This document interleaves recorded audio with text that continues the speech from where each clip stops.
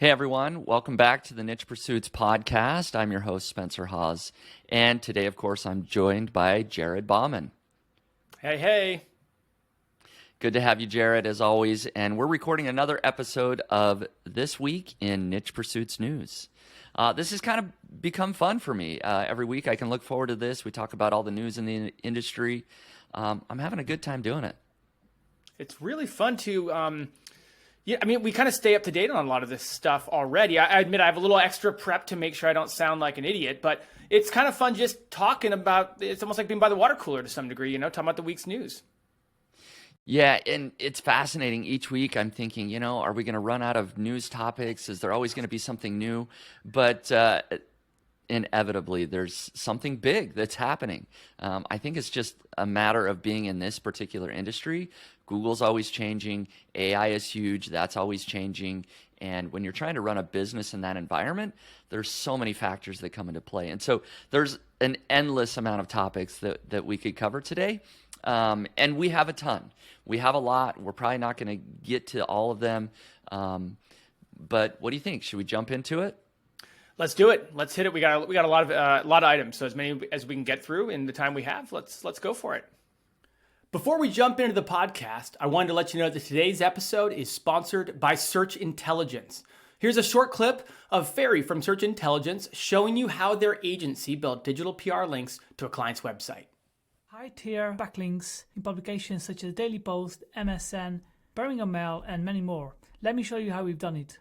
The campaign was pretty simple. We looked at the number of Instagram followers for each contestant in the Dancing on Ice show that aired in January. We sorted the contestants by the most popular ones. Now we've had the most influential Dancing on Ice contestant. Then we've also used an Instagram earnings calculator to calculate how much every contestant could make from one post on Instagram based on the number of their followers and engagement rate. Then we put these findings in a nice press release and an email, and we found the relevant journalists with a tool called Roxhill, where we looked at journalists who covered the show in the past 30 days and sent the findings and the press release to these journalists. And then the links started landing like this and this and this and many more. I hope this inspires and shows you that you can build links with simple and basic campaigns. If you want similar link building PR campaigns for your website, head to search-intelligence.co.uk and get in touch with them now. First up on the list is the March 2023 Google Core Update. That finished rolling out, what day was it? 2 days ago? Monday or Tuesday. Yeah. Yeah, just a couple of days ago. That took about 2 weeks to fully roll out. And so people can now look at their results. They can see, did they increase in traffic? Did they decrease in traffic? To see how they're doing. Now, I took a short poll on Twitter, which I will share here on the screen now. And it was really fascinating. So these results just finished. Looks like we had a total of 201 votes that came in. And basically I asked, how is your traffic looking after the rollout has finished?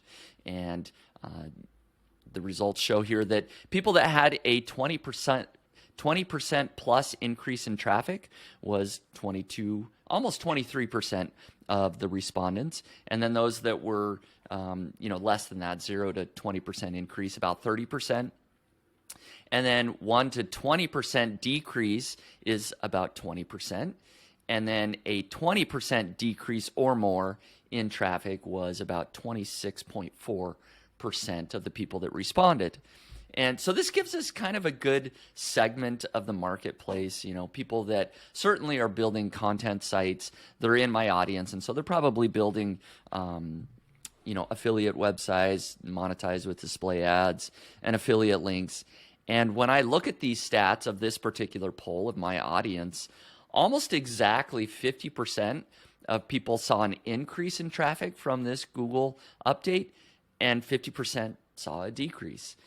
And it's pretty fascinating because I guess that's the way a Google Core Update should work, is that, when somebody kind of takes over your spot, right, you increase in traffic and they decrease. And so as a whole, it should balance out, right?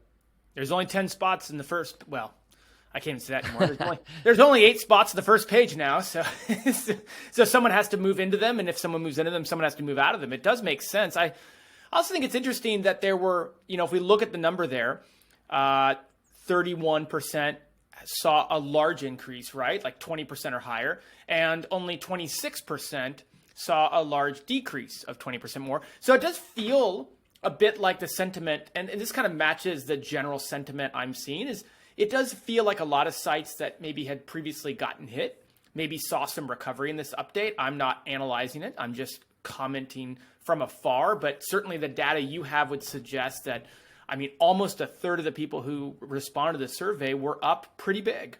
Yeah. And that is some of the chatter that I heard as well, is that this was a very volatile, a pretty big update, that some people saw huge increase. I think some people that were commenting on here said, I had a 150% increase and it's still climbing, right? I don't know how big their site is, right? Are we talking that, 10 more visitors a day, or was their site already bigger? I don't know that, but there was a lot of volatility from what I heard. Some big declines in rankings, some big increases. For me, my site, nichepursuits.com, saw an increase of about 20%. Wow, that's very good. Which is awesome. Yeah. I Especially love with to your see numbers, that. Your numbers are not 10 people a day. Right. Reference. A little more than that. A little bit more than that. And so about a 20% increase. And it's not like I had been hit with any other updates or anything. This is just another sort of stair step up for my particular site. So anything that you're seeing personally on any sites you work with or your sites, big increases or decreases? Yeah, the site that I shared, I didn't share the URL, but that I documented the whole process of buying and then growing to around $9,000 or $10,000 a month. I shared that in a case study earlier this month, actually. So that site was up 10%, which, nice. it gets a good amount of traffic every day. So 10% is pretty noticeable. It gets 5,000, 6,000, 7,000 page views a day, depending on the day of the week. So that's noticeable. Also really, really nice. I have to say this one feels better than any of the rest of them. The site that I have that really got nailed in the May 2022 update. And I've talked about that one on Twitter a bit. And I've worked on it, whenever I can, here and there, making improvements. But I haven't devoted all of my time into kind of cleaning it up and getting it better. But it kind of started rebounding for the first time in this update. So I looked and it was up about 15 or 20%, depending on how you look at it, total. So, Excellent. it's really, sometimes it's really good if your site has been hit in previous updates. It's really good if you didn't decrease in the most recent update. Even just being flat is a sign that, you are making improvements. Sometimes that's the first step you have to take to then seeing improvements in subsequent updates. And so the last core update, this site happened to be flat. And then this update, the site did get 15, 20% growth. So that's kind of a personal win a little bit there. Yeah, I'd call that a personal win for sure. A lot of these updates, people start to, say what caused the update. We've got the medic update, we got EEAT, we've got all these things. It feels like this update, nobody's really calling it anything or seeing any particular hit of particular types of site. It wasn't like targeting AI content, or it wasn't, anything that boosted you. At least from what I've seen so far, it's kind of just a black box at this point. Nobody really knows what is causing all this, other than it comes back to fundamentals, I think. A lot of sites that have just done things properly and have maybe updated content and kept a clean SEO strategy are seeing increases. I personally was really moved by the interview we had with Kyle Roof back in early January. And he laid out like some really clean and simple ways to show Google authority and expertise in some of these big topics, right? And so I had spent some time doing some of the things he laid out. Whether or not that had an impact or not, I'm not sure. Obviously, like you said, there seem to be a lot of factors that go into these updates now, but definitely felt like that couldn't have hurt in core updates like this and future ones. And so again, shameless plug, but if you haven't listened to that episode, it's a really good episode that Kyle walks through and kind of shares just a bunch of things you can do to show Google, that you are an authority and that you are an expert in your space, and make sure they understand that. Yeah, I agree. I think anytime you can implement those EEAT, strategies, that's going to just help your site overall. It's not going to hurt at all. So that is a great episode. People can go listen to that as well. So we've got a couple of other news items that recently just came out. People may have seen, I think it was just yesterday, that Elon Musk and many other top tech entrepreneurs and tech minds, they signed essentially a pledge or an open letter saying we need to pause AI development. Basically, OpenAI has made so many advancements with GPT-4, and other companies are now producing these large language models, and they're trying to sort of one up each other.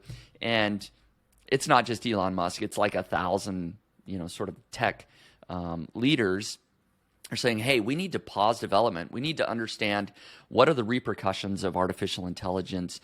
We need to see what are the repercussions for jobs in the marketplace. We talked about this on our podcast last week, right? There's tons of jobs that AI is probably going to replace.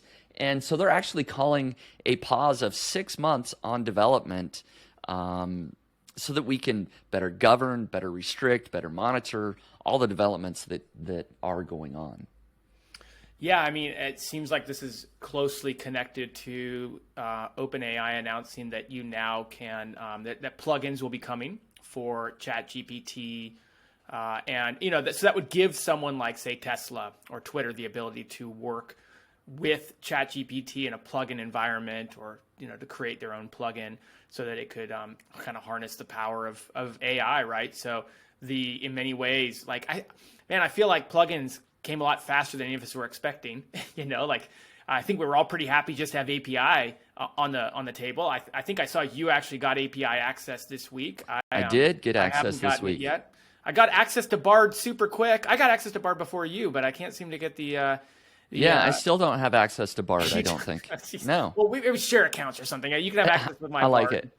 But yeah, so API came pretty quick, and I think we were all pretty happy with that. And then now we have the capability for plugins, and I don't know. It's I think encouraging to see large tech taking it very seriously, right? Like the AI and what it could mean. And I think if anything signals how disruptive it can be, it's something like this coming out, right?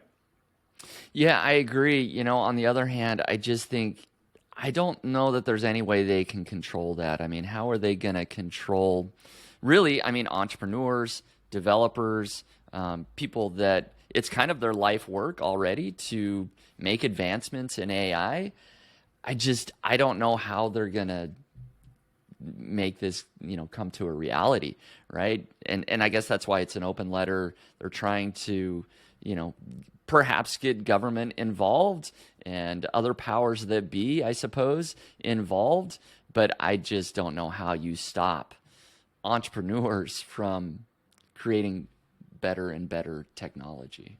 It's also interesting that, and it might just be the PR side of things, but it's so interesting to see Elon Musk on the front side of it, simply because I've always felt like he's been on the front end of this kind of stuff with Tesla's self-driving cars. I mean, that is probably one of all of our first introductions really to, whoa, a computer can do this, at least in the last couple of years. So it seems it's very interesting to see him on the front lines of that. Yeah, I agree. He's definitely always been on the front lines of it, and I guess he's just very aware of the potential hazards of AI, and so he's being very cautious. And it's not just him. There's 1,000 people that have signed this open letter to kind of pause AI development. So we'll see what happens. Again, for better or worse, I don't think there's a way that they can effectively stop developments of artificial intelligence. But this is going to be a topic that I'm sure we're going to keep talking about probably every week for the foreseeable future, because it does impact bloggers, content site creators, and just entrepreneurs in general so much. I don't think I've talked to anybody that their business has not been impacted in some way by AI, right? Whether they're using it to write articles or other tools to just speed up processes and procedures. I think all of us are at least dabbling with these tools at this point. I couldn't agree more. I mean, I think it's going to be something that we talk about probably every week on this podcast episode for the foreseeable future. Yeah, yeah, absolutely. Now, there's been another news topic that you brought up about Adobe. They launched something called Firefly AI, I believe. So I'm going to let you cover that one. I'm going to share sort of the article here that we're looking at. Yeah, I mean, it's almost not news anymore when a software company, kind of announces that they're incorporating AI. I saw a funny meme going around where somebody was basically saying, like, you don't need to send a press release that you've incorporated AI into what you're doing. We know by now. Right. But nonetheless, this is probably a pretty big one because Adobe's now making it possible for like anybody from marketers to social media folks to designers to basically use text prompting to generate everything from social media banners and posts to graphic designs, even affecting the way that they alter images. So not available for commercial use yet, which I think is interesting. Almost, dipping their toe in the water of wanting to pause a bit on some of the commercial ramifications. But that's what they've said is only for beta. So this is beta. And, I think that you would have access to it through Creative Cloud, which is where obviously you can get Photoshop and Lightroom and all that. And I also, from what I saw, basically, it's not trainable yet. So it does sound like that's something that they're going to be working towards. I haven't played around with it, but as someone with a photography background, this in particular caught my eye. We talk a lot about how ChatGPT-4 can be used to create blog content or written content, but a lot of people are still kind of curious how to create, graphic content with AI. Well, this is probably another of many steps in the right direction with how people can use that. Yeah, and it looks like, they also are going to get into 3D modeling, right? So, sort of text prompt 3D modeling features in the future. A lot of other, photorealistic images. So just so many powerful tools that are coming out so quickly. And I guess one that maybe it's already there. Maybe Microsoft is already doing this, but I'm looking forward to, just having entire PowerPoint presentations created, right? Basically just can prompt the tool, maybe it's a written article, and then say, oh, and by the way, create a really great, webinar presentation or other, presentation that's got all the graphics and everything just done. I'm sure that, companies are already working on that, or maybe it's already done. Microsoft, I think I saw something about them potentially implementing some of these things in PowerPoint itself. It's funny to hear you talk about that. I mentioned on the podcast a couple weeks ago about just how long it takes to put together a case study, which is why I don't do them very often. And boy, I mean, the results are all there. All the data's there. It's just sitting down and trying to bring it all together and then create some graphics to visually showcase what happened over the course of time, or taking some of the concepts that you did over 12 months and putting it into a visual. Like, all that stuff is so time consuming and difficult, but yet so helpful for people. I really hope there's someone or somehow puts something together that can help with that process. Yeah, maybe this is a product idea, but I can give it a perfect example of something I'm doing right now. So I'm invited to be on somebody's office hours where I kind of can present something, to their people that have purchased their course, essentially. And so I'm basically going to present my case study that I did for Niche Pursuits, where I published 1,000 blog posts in a year. I created a whole YouTube video about it, right? I spent a lot of time creating this YouTube video, and I just thought, you know what? It would be nice if I could just take the URL of the YouTube video, give it to AI, and say, create a PowerPoint presentation based on this. All the images, all the slides, everything is already there in the video, but it's going to take me several hours to go back and make it look pretty in a PowerPoint presentation. The exact same stuff, but I don't want to just hit play on a video, right? I want to go through the slides and talk about it and interact with the people that are on the live call, and right? But that would save me hours. And so if that's not already out there, which it might be, I would not be surprised if something is like that. Maybe a listener can create that and let me know, and I'll use it That'd be great. That's the challenge with these weekly news podcasts is, people do watch these and listen to them down the road. And so, some of this stuff might already be created by the time people tune in, but boy, that would be wonderful, wouldn't it? I mean, I don't present and speak as much as I used to, but I used to give 50 presentations a year, and that would have been amazing to have. Exactly. You almost need a full-time, person just creating these presentations for you, or you just work really long hours. Little both. Yep, a little bit of both probably. All right, so we've got one more. Google actually did come out with something new. I believe it's called Perspectives, or About This Author.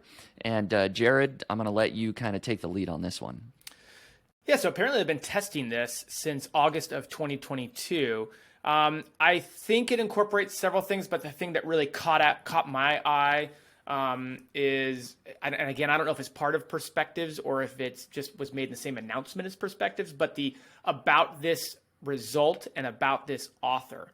The about the result feature it has been around for a little while. I don't know if you've ever played around with it. It's when you're in search, and let's say you search, like maybe go to Google.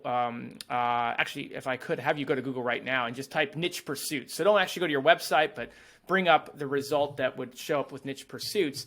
And if you're listening or you want to do this at home, you can see the 3 dots that appear next to the result, and it will tell you. Let's see. Yeah, there's 3 dots. 3 right little there. dots. There you go. Yep. So you can dive in and kind of see what Google kind of thinks about where the information is coming from that they're gathering, and how Google determined what would be useful for the query and what wouldn't be useful for the query. And so I've tapped into this a bit, and you can kind of get going back to EEAT and where Google thinks you're relevant, where they don't for your website, and where they're pulling that information from. You can start to see, presumably some of this is from the knowledge panel, presumably some of this is from prolific search results, like a Wikipedia, maybe a media mention. But they're going to start doing this now in what they're calling about this author and about this page. So it's not really just about this result. Now it's about this author. And again, as we really dive into these topics of EEAT and trying to authenticate and whatnot. So I'll just read really quickly what Google said about it, or what's been said about it. Now when people tap on the 3 dots, readers will be able to find more information about the background and experience of the voices that are surfaced on Google search. And so, yeah, authorship probably matters a bit more now. Yeah, I agree, and they give a couple of other examples here that I guess is perspectives. It sounds like this announcement, they essentially rolled out 3 things all at once, right? Yeah. The about this result, the perspectives, and about this author. Which the perspectives looks like it's kind of under news results, right? You get individual perspectives from different authors, right? And I assume I'm looking at my screen here for people watching, but you can click on these 3 dots and it'll tell you more about that author. Very similar to what we just did on Niche Pursuits, about this result. Yeah, so it's just they're really putting an emphasis on authority, on authorship, on sort of how well this individual author is known on the internet. And so I think that just comes back to the fact that, hey, if you're a real person writing real articles, that's going to help a lot, because if all of your content is produced by AI, it's going to be difficult to go create that LinkedIn page, that Facebook profile, that Twitter account, all these other things that you just kind of do naturally as a real human, right? It's not like I purposely created all these entities for Spencer Hawes, for Niche Pursuits. It's just in a matter of doing business, right? I open a Twitter account. Those things just happen. It's interesting to see they say that Perspectives Carousel will appear below top stories. And top stories is already a bit of a carousel. Yeah. So it has Right. has a sentiment of, again, crowding the organic search results out even more. I have to say that's one thing that I'm a little bit like, ooh, I'm a little wary about that. Yeah, it is. And I'm sure it only impacts certain results, right? More newsworthy top stories, right? Things that are fresh. So if you write about those subjects, right? This is something you definitely want to keep your eye on. If you write more about evergreen stuff, maybe this won't impact those search results quite as much, but it's always something you want to keep your eyes on. Whenever the SERPs are impacted and that landscape changes, you want to know what's going on. Yeah, 100% agree. Before we jump into the podcast, I wanted to let you know that today's episode is sponsored by Search Intelligence. Here's a short clip of Ferry from Search Intelligence showing you how their agency built digital PR links to a client's website. In this video, I will show you how we landed a placement on BBC and dozens of links in massive regional online publications such as Wales Online, Daily Post, and many more. This PR campaign was about the easiest place to pass your driving test for the first time in the UK. This is how we've done it. We simply went to DVLA website, found the latest car driving test data by test center, and downloaded the data in a CSV format. Once we had the data, all we had to do is to look at the number of total tests per test center, then look at the number of first time passes to calculate the percentage of people who passed their test for the first time. Once we had the percentage numbers, we created a press release with our findings. Then we went to Roxhill and found journalists who talk about driving tests, and also looked for journalists who write in regional publications in the UK. In total, we have found about 1,800 journalists and sent them our press release by email. Within less than a day, our story got picked up by BBC, Cornwall Live, Wales Online, and dozens of other publications in the UK, providing our client a tsunami of backlinks perfectly relevant to the audience of the client, who is a specialist in learner driver car insurance. I hope this video is helpful and it shows you how you can also build links with freely available data from official sources. If you want similar link building PR campaigns for your website, head to search-intelligence.co.uk and get in touch with them now. Very good. Boy, we had a ton of news topics that we jotted down. I think we only covered about half of them. So maybe we'll move on to sort of the next segment of our show, if you're okay with that, Jared. Yeah, I agree. I think in the name of time, I think we covered some of the really big ones. Yeah, I agree. So now we're going to move on to the segment that I call Now That's Impressive. This is where we share a story that we just found interesting, something, a success story, or somebody that shared their numbers of their business that we can dive into and see what they're doing that is interesting. And so a lot of people listening will know who Noah Kagan is. He's the founder of AppSumo, okdork.com, very well known. And recently on Twitter, he just shared some of the income numbers for his YouTube channel. And I found this very interesting because he just was very much an open book. And so if I click on this image, he basically says this is the revenue that his channel, okdork, made on YouTube over the last 12 months, so 1 year. It says his channel got 97 million views in the last 365 days. So it's a big channel. He's gained 329,000 subscribers in the last 12 months, and he's made an estimated 189,000 in revenue directly from YouTube. So these are going to be YouTube ads, right? The pre-roll, mid-roll ads. And so it's just very interesting to see how open he is being with his numbers. He basically just posted his analytics. So there's two sides to this coin that I want to point out is, one, Noah Kagan has done an amazing job growing his YouTube channel over the last 12 months, right? To gain over 300,000 subscribers in 12 months is amazing. And I've seen some of his videos. I think a lot of people listening to this have probably seen a lot of his videos. He's putting out great content. He's doing a lot of on-site interviews and a lot of tips for businesses and small business owners. On the other hand, I mean, $189,000 in revenue is great.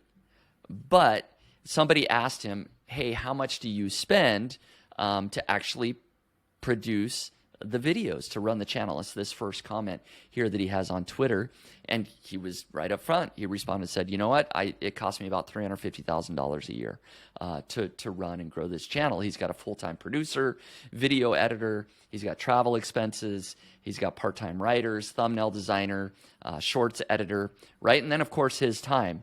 And so he's losing, over $100,000 every year, or at least in the last 365 days, to run this YouTube channel. So what are your thoughts on this? Well, he goes on to say that it doesn't include sponsorships and other things. And so I think, first off, Yes. it's so fun. I think, first off, I'll dovetail into that. So I jumped ahead.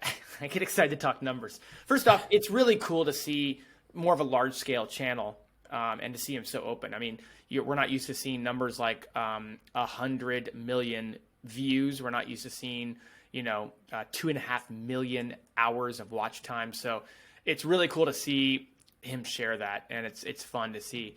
But I think it continues to back the sentiment that most people talk about, which is YouTube advertising RPMs are very, very low, especially compared to what we're used to as content writers and bloggers. It's not uncommon, especially if you're in like certain niches, to see $1, $2, $3 RPMs. $5 to $10 from what I understand is much more average. I didn't do the RPM math on his. It's such large numbers. I'd be worried I'd get it wrong, but you kind of have to find other ways to monetize a YouTube channel beyond just throwing some ads up. But still, what a compelling number of subscribers he's gotten. And I mean, even just to look at the 200,000 as an offset for the 350,000 he spent, and then what other ways is he monetizing? Obviously, he's driving a lot of people to other products that he's affiliated with. And so Right. You have to imagine he's coming out very profitable when you do the large scale math on it. Yeah, exactly. And you're right. He also mentions that, hey, the revenue doesn't include brand sponsorships, but he's more focused. He says we're transitioning to promoting their own products versus external products, right? And so we all know he does AppSumo. Yep. He's got his own SendFox, I think. He's got this monthly 1K. He's got several products that he's got his hands in, and so it's fascinating that basically if you start a YouTube channel and your sole goal is to make money from the AdSense revenue or just the ad revenue or maybe even the brand sponsorships, you're probably not going to make a ton of money. Yeah. Unless it goes crazy viral, you become the next Mr. Beast, right? But you can do really well if you have your own products, right? He doesn't share how much he's doing, but I'm sure that because he now has this media platform on YouTube and he can drive that traffic and sales to his own products, it's quite profitable and very worth the investment that he's making into the channel.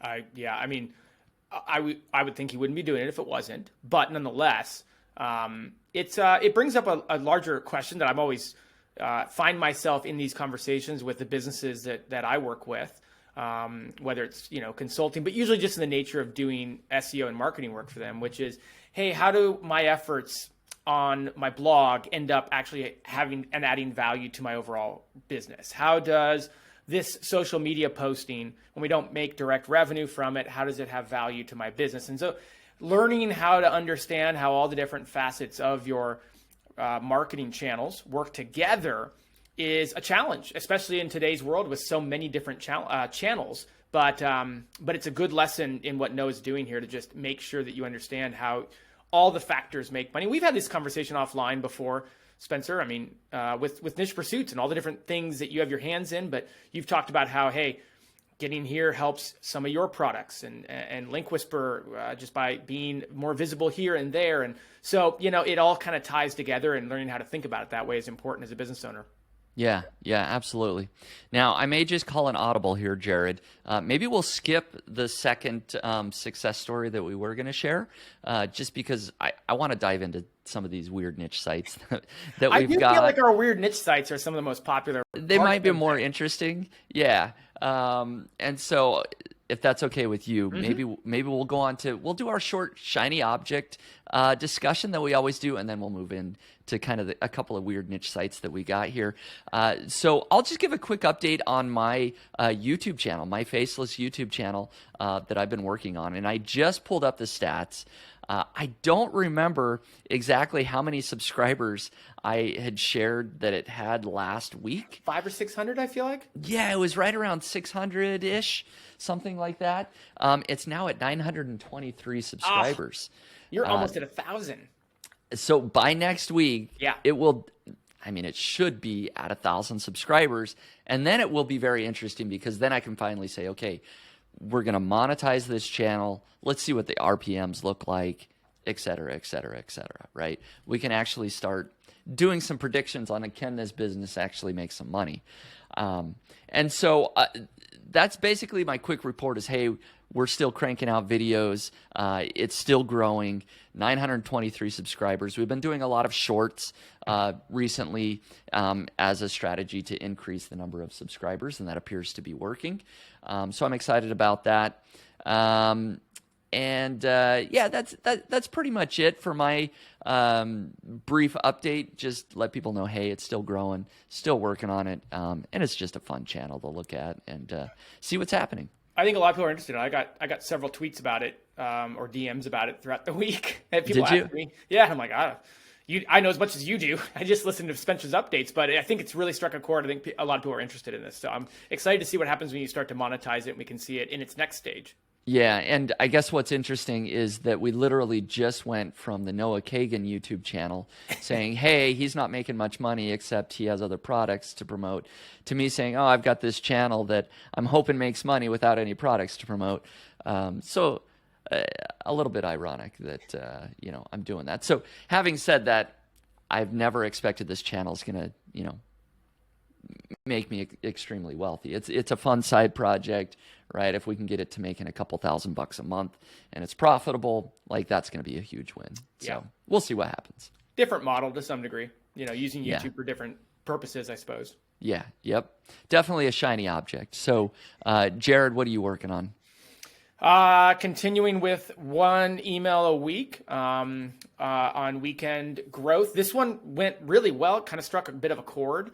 I kind of went through the whole process that is lengthy and complicated. It probably shouldn't be, but this week's email is all about how to set up rank math. Obviously, you can choose any of these SEO plugins, but how to set it up for a lot of these EEAT signals, making sure your schema is set up right, not just doing the default schema, getting about page schema, author schema, contact schema, all this stuff. And it should be easy, but I found it's not, in having to work through it the last couple months. But I talked last week, and this week I was able, over the last 7 days, found a couple of different video editing options, and I'm testing that. And I made my first video about the very same topic that I emailed out last week. So last week was about kind of SEO factors that I'm paying attention to.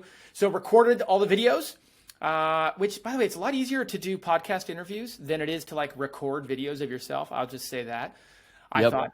And so they're over with some different editing. I'm testing a couple different editing options, and we'll see about how those come back next week, and see about starting to now take these emails and putting them into video form as well, having them edited and then putting them on a YouTube channel. So that's where that's at. It was a fun next step. Not easy, I have to admit, but it's the first time doing that, so why would it be easy? Right. Yep. You got to figure it all out. But that's fascinating. That's great. I feel like we're kind of getting the whole story of this business, because you kind of launched the newsletter about 2-3 weeks ago, maybe a little bit before then. But yeah, I think we've talked about it, each week on the show. And so we sort of get to see the evolution of, now you're creating these videos. We talked about that last week. Now you've actually created the videos. And then you're going to create your YouTube channel, right, and get them up there. It doesn't sound like these videos are going to be something that go viral, right? I don't. But they are something that people that are in the industry that want to set up rank math, want to do these other things that you're talking about in your newsletter, will find valuable. So awesome. Well, it's like you said, it's kind of throwing stuff up against the wall and seeing what sticks. That's kind of the nature of these shiny objects. We get to have a little fun and see what works and try to learn along the way. Yeah, yeah, exactly. So should we do it? Should we get to the weird niche sites? I do like that we do this last because I do feel like I enjoy this part probably the most, I suppose. But it's so fun to. Can I ask you? I put you on the spot. Like, what's your process to find these? Do they just come to you, or do you feel like? I mean, do you have an idea that you run with? Like, where do you come up with yours? Because I always love seeing what you're going to come up with every week. So I'll just say this week, I lucked out. It fell into my lap. Okay. Somebody, a couple of weeks ago, I had tweeted out, hey, does anybody know of any weird niche sites? And so I got some that way. And then that was a couple of weeks ago, but just a couple of days ago, somebody finally responded to that and say, hey, are you still looking for weird niche sites? And that's where we got today's. But other than that, yeah, I'm just always keeping an eye out, right? Doing research. I'm in Ahrefs, and you start clicking around, and you just run across some things. So this one today, I'm just enjoying this one thoroughly. So I'm going to share my screen here so people can see it. But again, this is somebody on Twitter reached out to me and said, go to CostcoHotDog.com. CostcoHotDog.com. There's a whole website dedicated to the Costco hot dog. And in fact, I love the title of their site here, The Greatest Hot Dog Ever. And then their subtitle is An Ode to the Costco Hot Dog. I mean, there's lore around the Costco hot dog. There really is. It's not just a hot dog. All right, we had a slight issue with the recording, we think. We're not sure where it cut off, but we were talking about CostcoHotDog.com. I love the title. It's called The Greatest Hot Dog Ever, an ode to the Costco hot dog. I mean, it just fascinates me that there's entire websites dedicated to things as simple as the Costco hot dog. They've got haikus written here. They've got everything you can find in the Costco food court, right? Which I actually think a lot of the traffic that they're getting is coming to kind of the Costco food court search terms. I looked this up in Ahrefs to see how much traffic the site is getting, and it says that it's getting 60,000 visitors a month from organic sources. Gosh. So from Google, it's getting at least 60,000 visitors a month, meaning the site itself is probably getting over 100,000 visitors a month. And it's displayed with it's monetized with display ads, and so it's it's making some money. Maybe it's making a couple $1,000 a month, 1,500. I don't know. So just kind of a hilarious website that actually is making some money. I also think it's interesting because it's not just a hot dog. I mean, it's a hot dog, and I don't know. I don't find it to be a very special hot dog, but it's a wonderful hot dog that I and my family enjoy, quite a bit. But there is like a lore about the Costco hot dog, right? The fact that, if you're not living in the States, you might not have had one. But there's this hot dog got released in the food court, I don't know, 20 plus years ago. And the CEO and founder has, literally made it his mission to he's publicly shared, he never wants that price to go up a dime. So it's never moved up in 20 years. We know what inflation's like these days. They're practically giving you the hot dog compared to what it was when they first came out with it. So there's this lore and mystique about the Costco hot dog to some degree, and someone capitalized on that, Yep. Yeah, absolutely. It is kind of fascinating to think about the Costco business model, right? They've got this loss leader in the hot dog that you get right at the front of the store, right? You come in, it's like, well, should we get lunch? Yeah, let's go to Costco. It's $1.50, right? And so you come at the front of the store, and at the back of the store, they've got the rotisserie chickens, right? That are like $5 or something like that. They're super cheap, right? Yep. They should be like $10. So everybody goes for their chicken in the back of the store, right? And of course, on the way you walk past all the other bulk items. It's why not? Let's buy this, year supply of ketchup or whatever. So Costco business model, I love it. And I love even more that somebody has built a very weird niche site dedicated to the Costco hot dog. They're committed. That's some wallpaper back there. That's some good stuff. Absolutely. So no idea is perhaps too small. Start to think unique Maybe you can build yourself the next Costco hot dog niche website. So you've got one weird one that we'll finish off with. So why don't you introduce the niche site that you found, Jared? This is a bizarre one. I've got to be honest with you. I didn't really even understand it at first. It's sendcatfacts.com. So at first blush, it's a site about cat facts. But what you do is you can sign yourself, or as they strongly encourage, a friend or someone you don't like up to receive cat facts. And they send out cat facts. And like, look, you're looking at it if you're on the YouTube channel right now. You enter some poor sucker's phone number in. Their cell number. They're going to send you a text message. Yeah, you start sending them cat facts. And you can also do sloth facts. And apparently Okay, Trump this is very random. Yeah, you think you want cat facts, but no, I decided I wanted Trump facts today. Yeah, you can pick the frequency. Why those three options? Yeah, I don't know. I don't understand. I mean, you can. It's not much of a website. It's a DR5, but there's a couple. It gets kind of more interesting as you go. Like if you look around, it's been around since 2015. It doesn't rank for much, so there's not really much value in pulling up the Ahrefs on it. But I think what is really interesting is that the website was actually put up for sale on Flippa back in April of 2017. And so if we go back and we look at that listing there, we actually get to learn a little bit more about what it was doing at that time. Now, I don't know what it's doing now. It's 5 years later, but this website was generating over $3,000 per month from sales. That's insane. Right? I mean, 7,231 unique visits per month and an 8.2 conversion rate. Wow. And it got 20,000 page views. And so this site was put up for 50 grand. I didn't see how much it actually sold for, but you never would think that a random site like this that doesn't even have any clear path to monetization and is so random and is a DR5 and isn't getting much organic traffic would generate over $3,000 a month from sales. Yeah, I don't know if this site is a joke. Is it serious? Like the person that created it? I have to think that they've got a great sense of humor. Obviously, this is, hilarious. But the fact that people are actually spending money, because as it showed on the homepage, it costs $8 to sign up to send these cat facts to somebody, right? So I think it's just an $8 joke you do. You can send somebody 30 facts every day, right? One a day. I see what it's saying. So 30, basically, 30. you can do 30 days in a row for $8. But